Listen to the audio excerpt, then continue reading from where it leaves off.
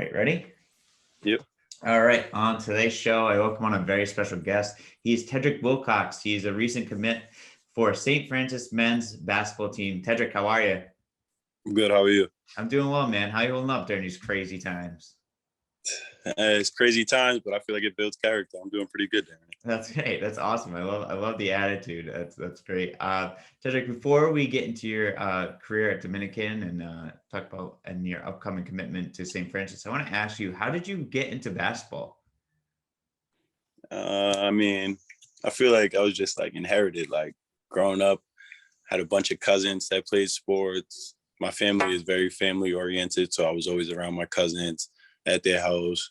A bunch of them, there was a bunch of us, so we had enough to go to the basketball court and play 5-on-5 if we wanted to, or go to the football field and get a whole 7-on-7 game. So it was just always being around family, being a kid, playing sports, being outside, and just eventually the love stuck more with basketball than anything else. That's awesome. That's so cool that you had like such a big family too to play with all your cousins and play 5-on-5 or play football or whatever. Now, who would get the best of each other of all your cousins? Would it be you or would it be another cousin? Or Nah, to be honest, I was probably a late bloomer. Like being younger, when I was younger, all my older cousins beat me. Like a name you would probably recognize, like Davida Dale. She just graduated at URI. Yeah. And she just won the MVP overseas in Lithuania, actually. But wow. So like she was one of the better ones on the court. But a bunch of us, like growing up in the Providence area, you got to pretty much play with all the names that you know now. So along with being my cousins and playing with everybody, making each other better. That's awesome. How that like build you, make you tougher and build that toughness and make you into a player that you are today? I mean, being one of the youngest, literally everything was a fight. No matter what it was, like you could never get your way. You pretty much had to fight for it. So in the sports world, like I just got used to playing with my older cousins, people that was bigger, stronger, faster, more aggressive, and it put a dog in me, I guess, like made me play with that fight. That's awesome. That's amazing. And what was your time too with Tolman High School and being part of that and playing your career, some of your high school career there? I mean, Tolman was fun. Got to play with my boy DeAndre for a couple of years. It was a pretty good experience. Honestly, it was me kind of getting a chance to find myself. Honestly, like, because Tolman was probably around the first chance I really got to go like be the guy. I feel like on my AAU teams and just boys and girls club leagues and stuff like that, I felt like I wasn't always that guy yet. In Tolman, I kind of stood out, so I got a chance to develop myself, learn myself. That's great. What's it like too to take that role over to be the guy? I mean, it's kind of everything you want it to be. It's what you dream of, but it comes with its burdens as well. You take the responsibility for wins, but you also have to take the responsibility for losses, take the responsibility of making your team better. You got to be like the coach on the floor. So it has its pros and its cons, but when you want to be in that position, you got to accept it all. Yeah, definitely. That's amazing. That's a great answer. And how did you end up deciding to play at Rocky Hill? Well, I mean, Tolman, it was pretty good, but I felt like the competition level wasn't going to get me to where I wanted to be, and it wasn't going to help me develop as much as a player. Like the Rhode Island Interscholastic League, it's a good league, but I feel like it's only good for Rhode Island. Like it's not really known for developing kids and getting kids the proper exposure and stuff like that. So I wanted a chance to go play in the NEPSAC, a well-known league all throughout New England, play against some of the best competition in New England and be able to honestly showcase my talents and give myself an opportunity to go somewhere. Yeah, and also you won some awards too in the NEPSAC. You were all NEPSAC team. What did that mean to you too, to kind of showcase those talents and prove yourself? I mean, it's not going to sound right to say, but I wasn't happy with that at all. All NEPSAC. It's only because that year I did go all NEPSAC. We made it all the way to the championship, and I honestly felt like the game was ours to lose, and exactly that happened. We lost. I think we lost by like 5 points to New York Military Academy. Wow. And that was honestly heartbreaking. So the awards and accolades and all that after that, it didn't really mean nothing because I feel like that whole season was like championship or bust mindset. Yeah, that's crazy. That sucks that you lost the championship, but only builds more character after that, right? Yeah, definitely. And do you have like a favorite like game from both Tolman and Rocky Hill that really stands out to you in your career? My favorite Tolman game had to be, it was the injury fund game at Tolman in my junior year. We was playing Davies. it's kind of a city rivalry, I guess you could say, but it wasn't really much of a rivalry because Davies hasn't been all that good the past, my couple years. So we played them, but it was a good game. I came off the bench that game. I want to say I finished with like 27 points. We had a packed crowd. The crowd was going crazy, and I caught my first ever in-game dunk. So that was definitely my favorite game at Tolman. That's awesome. That's amazing. And what about one at Rocky Hill? My favorite game at Rocky Hill. To be honest, we got into a bunch of good games. Like, I don't know if I could say one particularly my favorite. It would have to be between like the game we played against Redemption Christian Academy in the Christmas tournament. We came back down like, I want to say like 16 points in like 2.5 minutes and won that game. Wow. Or that same year we played Putnam Science Academy and I hit a game-winning layup in Putnam's gym. That same year, I had like 45 in a NEPSAC semifinal game. So it would have to be between those 3 games at Rocky Hill because those are all pretty memorable. Wow, those are all awesome, man. Especially against they hit the game winner against Putnam Science. That had been wild too. That was wild, definitely. It was a back and forth dogfight game the whole time, and for us to come up on top the way we did, it was definitely a thrill. That's awesome. That's so cool. Also, what's it like just to catch an in-game dunk from someone that can't dunk? Live by figures. I mean, the first one, there was honestly no moment like the first one. Like, yeah, I'm sure playing sports, like you always got adrenaline in the game. So, like for instance, you get hit, you don't really feel the pain. Like you're tired, you don't really feel it. But I really felt like catching a dunk in the game, like it's almost like a video game when you see like Goku go Super Saiyan. Like it just gives you a whole new, you and your whole team, a whole new boost of energy. The whole gym lights up. Like it gets everybody excited. It gets you going, gets your blood pumping. Like it's just a rush. It's fun. That's awesome. That's going to be so cool to have the gym go crazy and then your teammates go nuts as well too. Yeah. Like I think catching a dunk, it doesn't only hype you up, but it definitely hypes up all 5 guys on the court. Yeah, that's amazing. That's so cool. And then what was your recruiting process like, and how did you decide to go to Dominican College? I mean, I think that's where the part about being from Rhode Island and being overlooked comes in, because out of high school, I only had 2 scholarship offers. It was Dominican College and Franklin Pierce.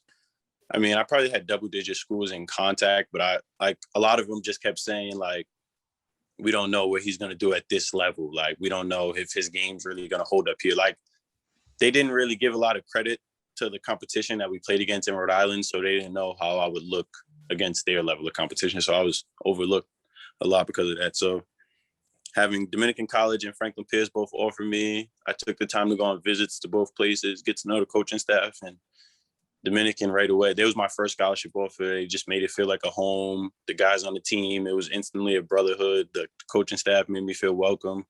They let me know they was going to put me in a position where I want to be today. And so it just seemed like the right fit. And I went there and honestly was. I feel like that was the right decision. Yeah, that's great. That's great. You found the right fit, and it sounded like you had a very successful career there. So I want to touch upon the from being from RI and being underestimated, and you had mentioned, someone had asked you this question recently, so online, and I mean, what does that mean? Like, because I feel like we from Rhode Island were always overlooked in some sort of way. Even when you tell people you're from Rhode Island, they're like, "Is that part of New York?" But it's like what's it mean to you? Being from RI, a small state, being underestimated, and now now you're proving people wrong. Like even those coaches that overlooked you, like look at you now, you're at Division I, going to Division I. What's that mean to you? I mean, growing up in Rhode Island, just as a kid, seeing all these professionals and even famous people, like Rhode Island literally never really had no one or anything that was like recognizable or ideal. And I just hated that. And then as you get older and you're talking with people, you're building connections, and like you telling me you're from Rhode Island, like you said, they're like, where's that? Long Island? Like New York? Like nobody knows what Rhode Island is. Nobody outside of the state probably knows anyone from Rhode Island. So that always bothered me. So ever since a kid, I wanted to make sure to make my name known. Like I wanted to be a household name and just make Rhode Island known, honestly, because I feel like we're overlooked in every aspect, and we have just as much talent, just as much skill, just as much as any other state in anything, even besides basketball. So I feel like I just want to be able to give us an opportunity for people to see that. Yeah. No, I fully agree. I think Rhode Island's full of talented basketball players as well as other people in other sports. And I think it's amazing to have yourself and guys out there who are playing Division I and, we're playing college sports to kind of prove those aspects wrong, here in Rhode Island as well, too. So I think it's amazing. And I love that quote that you said, because I think we are so underestimated. It drives me nuts. So I'm glad glad that you want to prove those people wrong. It makes me happy to hear that. But I want to know too, when you're at Dominican College, what's that change of pace? Like, what's your freshman year like? How do you adjust to the speeds? What adjustments do you have to make? I mean, it was definitely a big adjustment. Like, I started every game at Dominican College, but a lot of people don't know. When I first came in, I was on the third string team. Like, practices was tough for me. Like, my upperclassmen didn't give me no leeway. They didn't take it easy on me, but it was because they expected more out of me. So at first it was a big jump. Everyone was faster than me.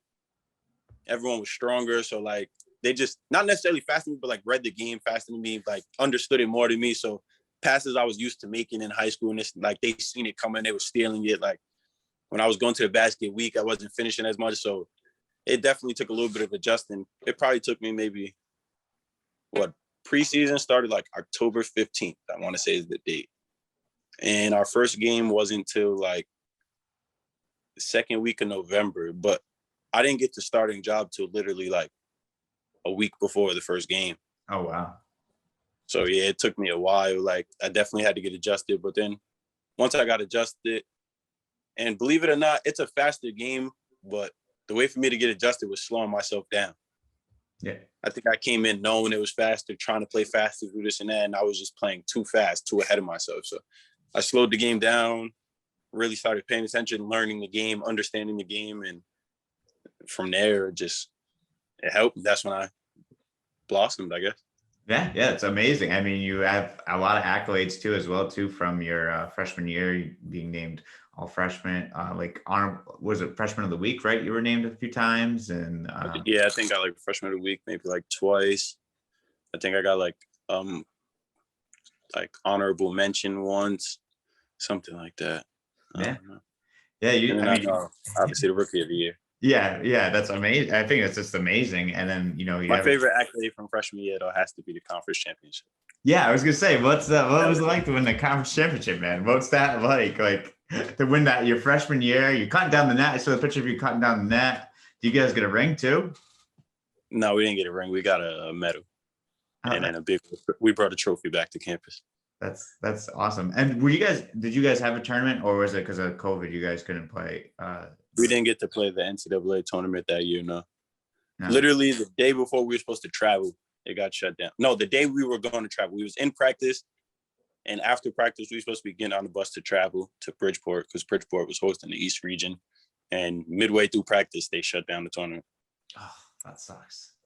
So, like, did you guys finish our practice or just kind of talked about it, or? If I remember correctly that day, I want to say like the Duke AD had pulled Duke out of the NCAA tournament, and like right before our practice, and our coach was saying something to us like the Duke AD is the chairman of the NCAA tournament. So if he's pulling his team, like he kind of knew what was coming. So the vibe in practice, like it was kind of known. Yeah. So practice didn't feel the same. Like everything was just funny. So then when it happened, like it was a little expected, but it was heartbreaking at the same time because we had like 6 seniors, like for their career to come to an end that way. Yeah. Like without them even getting a chance to fight for it, like that hurt. And then we was having such a great season for it to just be cut short like that without anyone actually beating us, like that hurt. So it was a little devastating. It was heartbreaking. That's tough, man. Yeah, that stinks. It's definitely heartbreaking. Feel bad for those seniors as well too, for their senior to end like that. And what was like for you guys this year? Would you guys have a somewhat of a season at least, or did you just all do all conference play? Yeah. So the season was all conference play, but like I want to say we had maybe 12 games on our schedule, but with all the nonsense and contact tracing and quarantining and stuff like that, I think we only played 7. Oh, wow. So we played 7 regular season games. Then our conference tournament was supposed to be like a 6-team tournament. And then literally days before the tournament, like a week before the conference tournament this year, 4 out of the 6 teams or 5 out of 7, something like that, got COVID or some type of contact tracing and had to quarantine. So they canceled our conference tournament this year. We didn't get to go repeat. And then what happened? And then, so they canceled the conference tournament. We had so there was 3 weeks in between our last game and our first NCAA tournament game. It was literally like 2.5 weeks. We had no games, just practice, and days off until we played in the NCAA tournament. Oh, wow. That's crazy. And what was it like playing an NCAA tournament and actually being able to get that experience? I mean, the experience honestly was great. I mean, it's not the real experience you're looking for because obviously as a kid, like you see the NCAA tournament on TV, you're in a big arena, there's crowds, like it's a whole different new level of excitement. So like with no fans, that took away from it a little bit, but still the experience felt real. It was honestly like I said, a dream come true. And I'm sad that it ended the way it did, but yeah, it was still a great moment in my life. That's awesome. That's great. I mean, it's great experiences that you've been experiencing and everything. And now I want to know, what was the decision to transfer and end up committing to St. Francis University? Well, honestly, the decision was probably made long ago. Not necessarily St. Francis, but coming into the Dominican College, I never was looking to go there for 4 years. Like I said, I was under-recruited out of high school, and everyone around me felt that. So we just made a plan for me to go there for whatever there was no set amount of time, but the plan was for me to go to Dominican College, showcase my talents, do what I had to do, and hopefully create some opportunities for myself to play at the level I want to be. That's awesome. That's amazing. And congratulations on that commitment. That's a great accomplishment overall to play Division I. I'll definitely get some games that are allowed to have some fans there, and I'll have to get some St. Francis gear for sure. Yeah.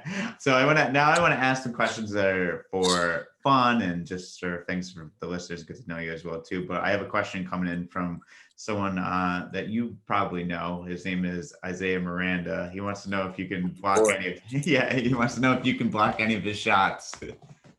Listen. I was home a week and a half ago, and me and Isaiah was at PCB playing one-on-one. And I don't need to speak too much on the podcast of the results, but he knows what happened. He knows what happened. I don't know. I had him on the show recently, and he goes, "Are you having Tedrick on?" I'm like, "Yeah." He's like, "Oh, like, would you have a question for him?" And so I figured ask. That's what he wanted me to ask you.